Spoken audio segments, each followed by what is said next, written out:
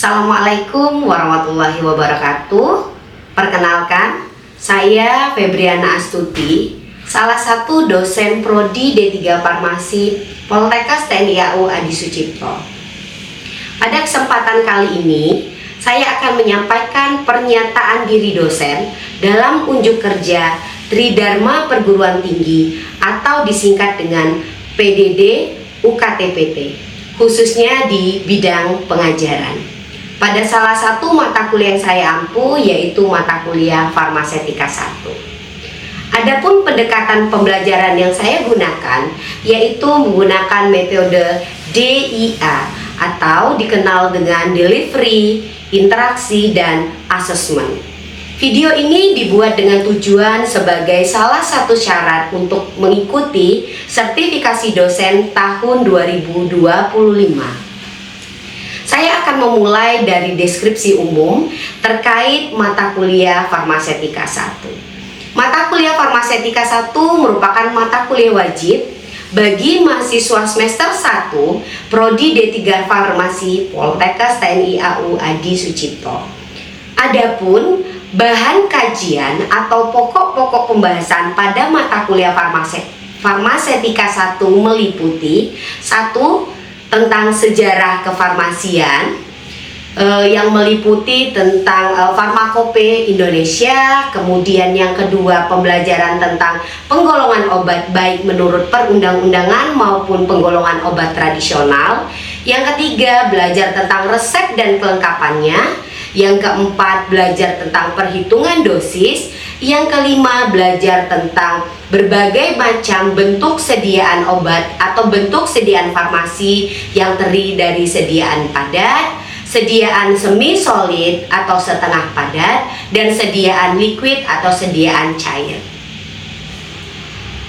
Pada mata kuliah ini, mahasiswa akan dibekali bagaimana cara membuat atau bagaimana cara mencampur dan memformulasikan berbagai bentuk sediaan farmasi, kemudian menganalisa resep baik dari sisi administratif, farmasetis, kemudian klinis. Mahasiswa juga diharapkan mampu menghitung dosis obat. Kemudian pada mata kuliah Farmasetika 1 ini, adapun capaian pembelajaran lulusan atau CPL yang dibebankan terdiri dari beberapa CPL. Yang pertama, bertakwa kepada Tuhan Yang Maha Esa dan menunjukkan sikap yang religius.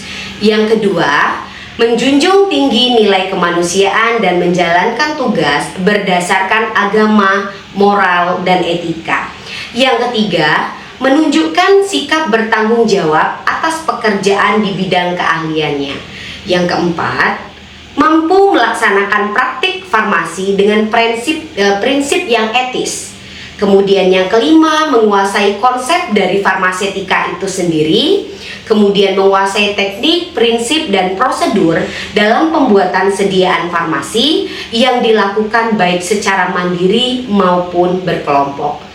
Kemudian yang ketujuh, mahasiswa atau lulusan diharapkan menguasai jenis, manfaat, penggunaan perbekalan farmasi dan alat kesehatan, menguasai konsep atau prinsip dan teknik komunikasi dalam pelayanan kefarmasian, serta CPL yang terakhir, mampu menyelesaikan pelayanan resep mulai dari penerimaan, screening, administrasi, penyiapan peracikan, hingga pemberian informasi. Kemudian kalau di bidang prakteknya, kita mengharapkan capaian lulusannya mampu melakukan pekerjaan produksi sediaan farmasi yang meliputi diharapkan mampu menimbang, mencampur, mencetak, mengemas, dan mengacu pada good manufacturing practice. Selain capaian pembelajaran lulusan, ada pula capaian yang diharapkan pada mata kuliah Farmasetika 1 atau kita kenal dengan istilah CPMK, capaian mata kuliah. Pada mata kuliah Farmasetika 1 terdiri dari beberapa CPMK. Yang pertama, menguasai dasar ilmu tentang sejarah kefarmasian dan ketentuan tentang farmakope Indonesia. Yang kedua, menguasai tentang penggolongan obat baik berdasarkan undang-undang maupun penggolongan obat tradisional. Yang ketiga, menguasai resep yang terdiri dari bagian-bagian resep, kemampuan menganalisa resep, dan tentang ketentuan atau peraturan-peraturan tentang resep dan kelengkapannya.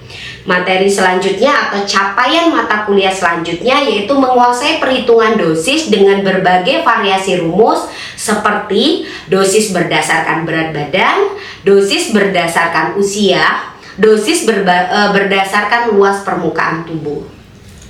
Selain itu, capaian mata kuliah yang terakhir yaitu menguasai bentuk sediaan baik sediaan padat, setengah padat atau semi solid, dan sediaan liquid atau sediaan cair. Kemudian selain capaian mata kuliah dalam bentuk pembelajaran teori, adapun yang praktek diharapkan pada mata kuliah farmasetika 1, mahasiswa mampu mengerjakan resep dengan berbagai permasalahan dan memahami teori-teori dasar, kemudian mampu menyusun laporan tentang hasil dan proses kerja yang mereka lakukan sehingga nanti bisa dikomunikasikan secara efektif dengan pihak-pihak yang berkepentingan.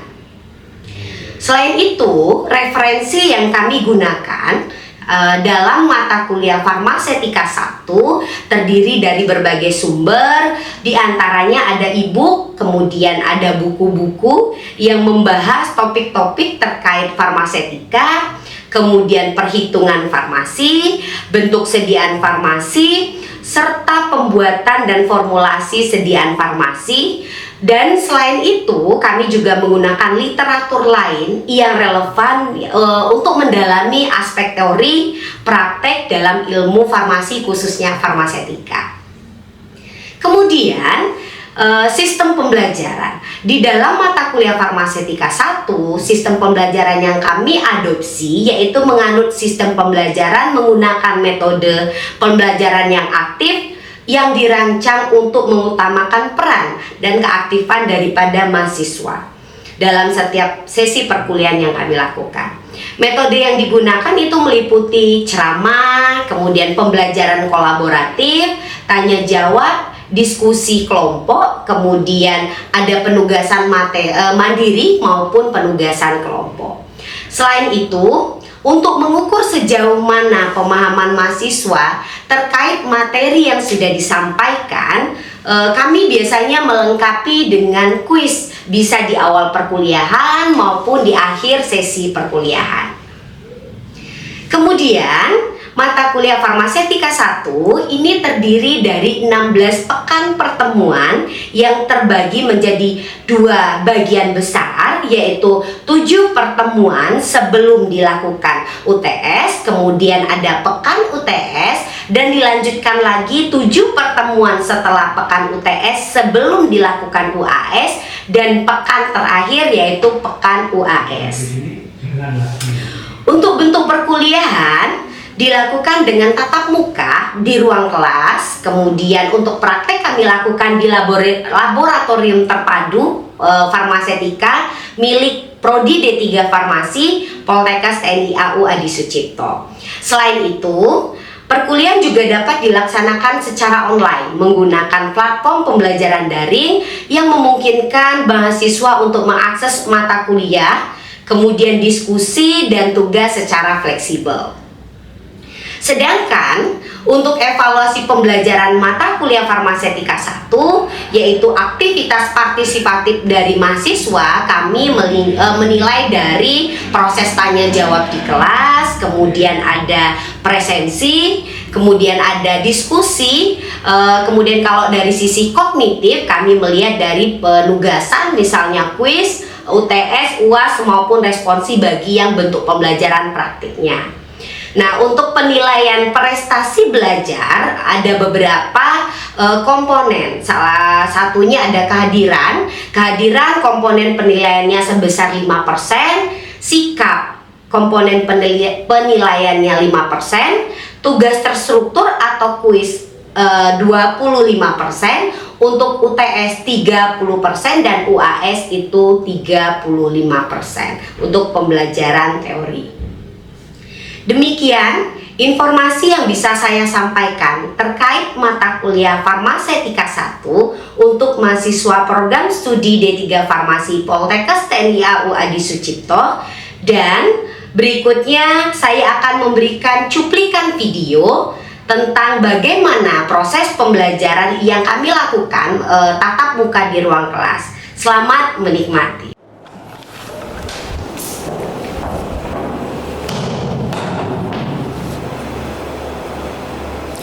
Lapor Prodi Farmasi tingkat 3, jumlah 20, hadir lengkap, siap menerima pembelajaran. Lanjutkan, pimpin doa. Lanjutkan, pimpin doa. Mengawali kegiatan pagi hari ini, berdoa mulai. Berdoa selesai. Istirahat di tempat. Teman-teman semua, Assalamualaikum warahmatullahi wabarakatuh.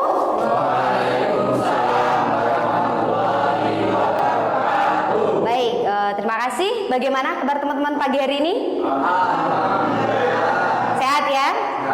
Ibu harap teman-teman hari ini sehat dan bahagia selalu ya, karena sehat itu penting, bahagia itu juga penting. Baik, memasuki pertemuan kedua, hari ini kita akan membahas tentang penggolongan obat. Ya. Sebelum Ibu membahas materi yang baru, kita akan flashback kembali ke materi kita pekan lalu. Masih ingat tentang apa? Ada yang tahu? Farmasi klinis, Bu. Farmasi klinis? Ada yang tahu? Sejarah kefarmasian. Baik. Pokok pembahasan yang utama, obat bebas. Ya. Ada yang tahu obat bebas apa? Oke, Ageng. Obat bebas apa, Ageng?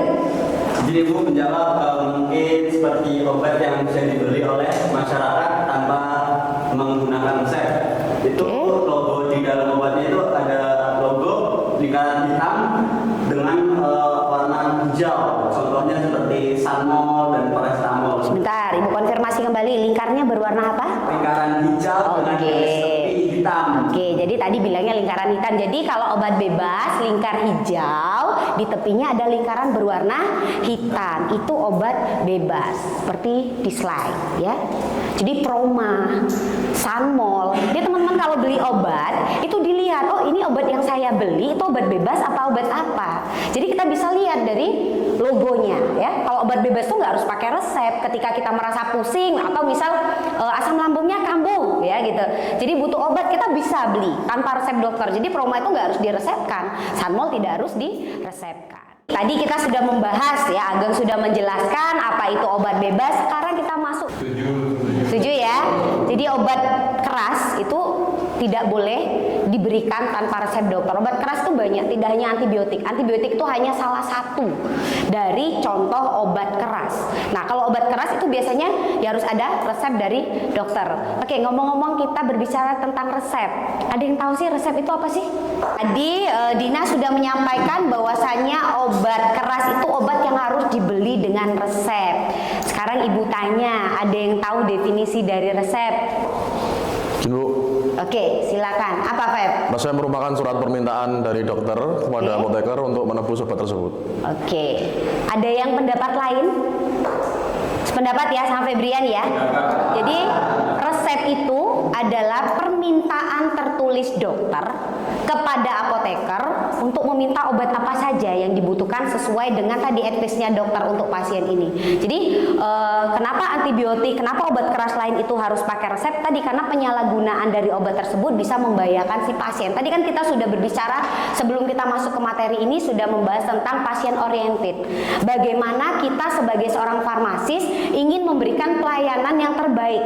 Salah satunya adalah memberikan kepastian keamanan mutu bagi pasien. Makanya nggak bisa sembarangan obat. Misal kalau dulu masih bisa, khususnya di DIY ya, kita berbicara fakta di lapangan, mungkin beberapa tahun yang lalu, mungkin belas atau puluh tahun yang lalu, antibiotik itu masih boleh dibeli tanpa resep dokter. Tetapi saat ini alhamdulillah ya, khususnya di DIY, BPOM sangat ketat sekali, sehingga untuk mendapatkan antibiotik itu sangat sulit sekali. Tanpa resep dokter biasanya tidak dilayani.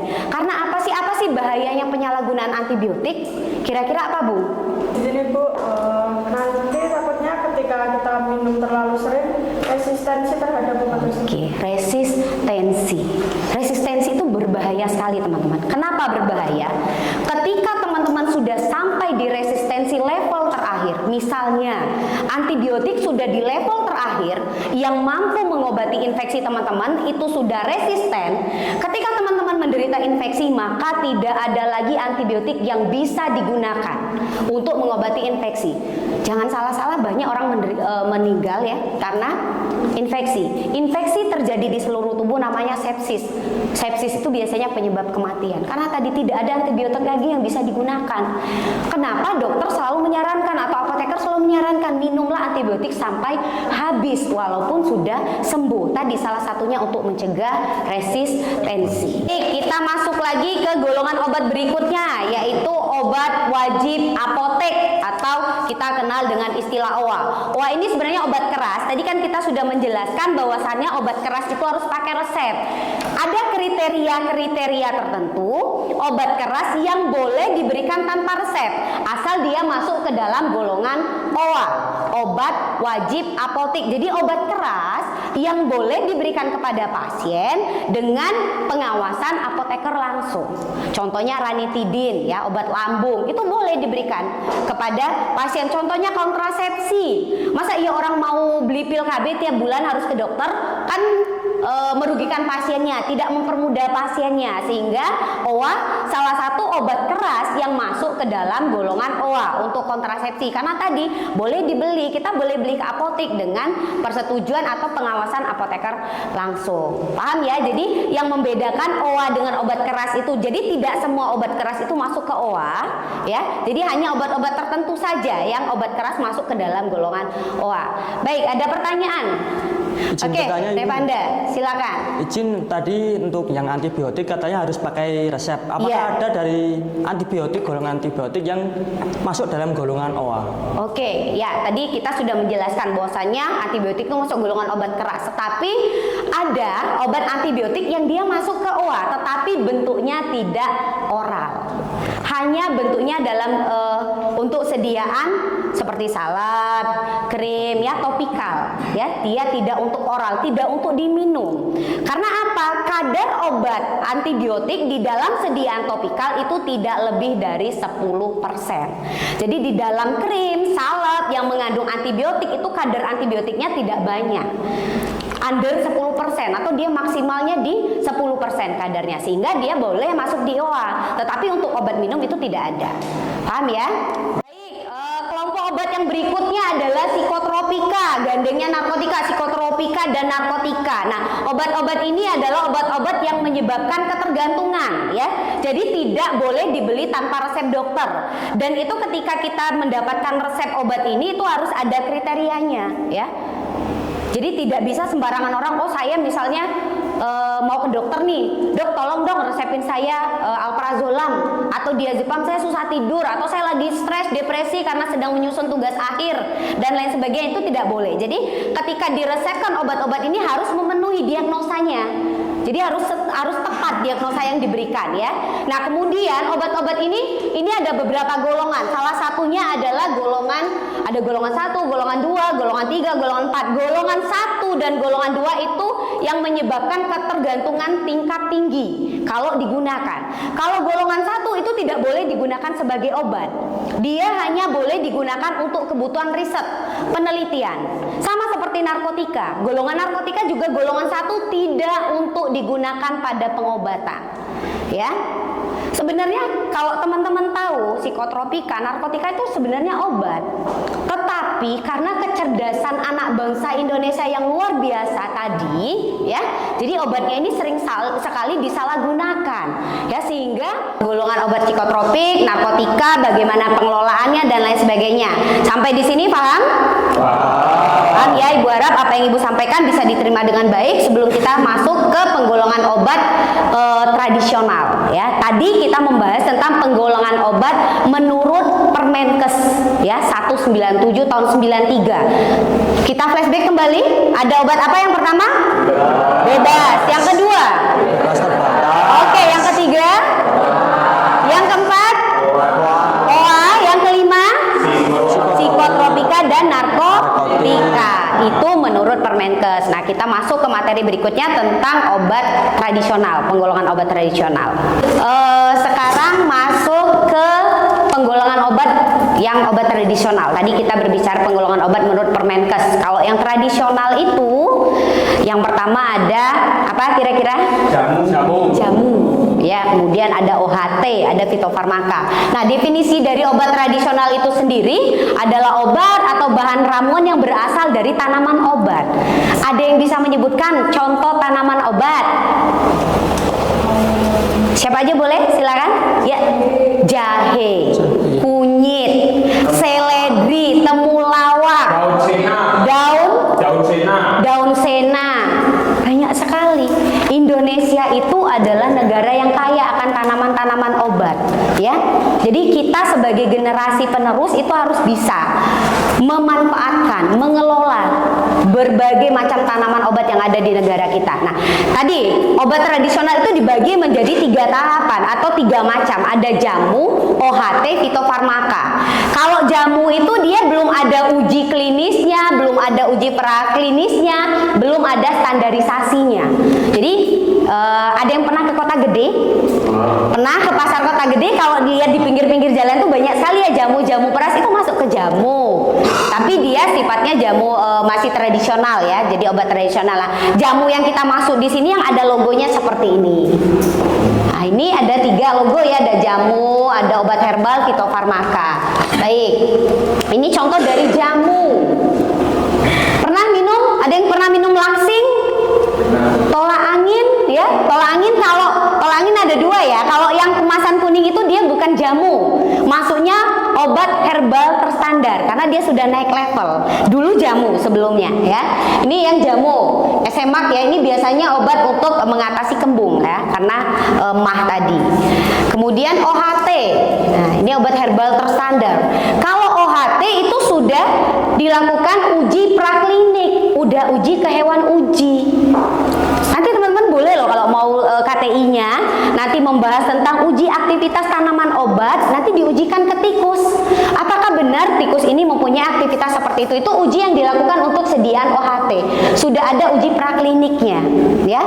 Sudah diujikan. Kemudian sudah ada standarisasi bahan bakunya, berapa kadar airnya, berapa kadar abu dan lain sebagainya, itu sudah harus terstandarisasi.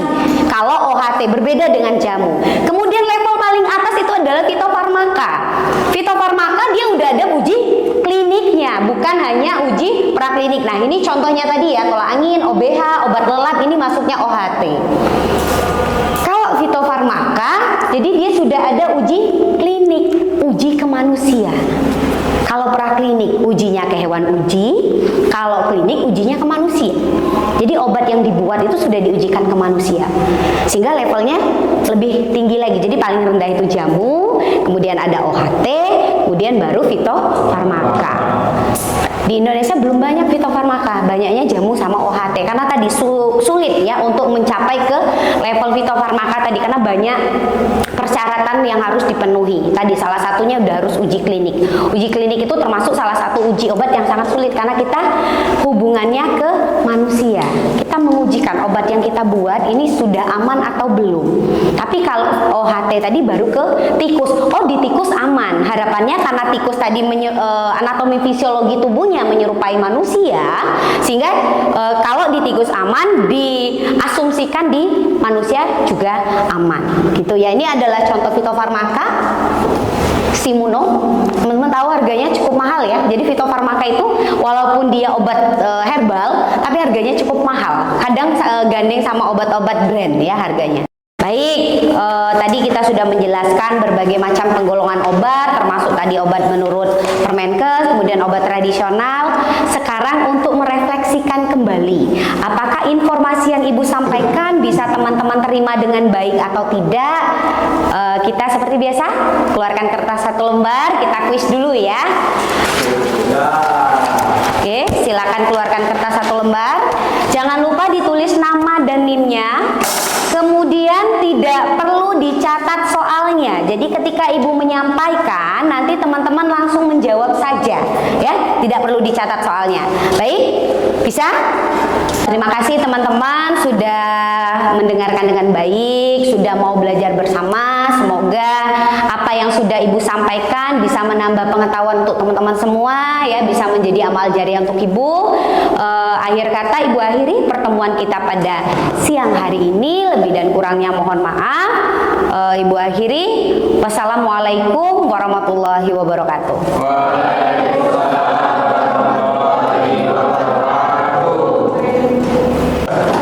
Duduk, siap, gerak.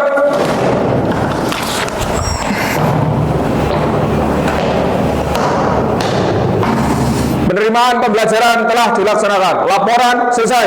Terima kasih, bubarkan. Bubarkan.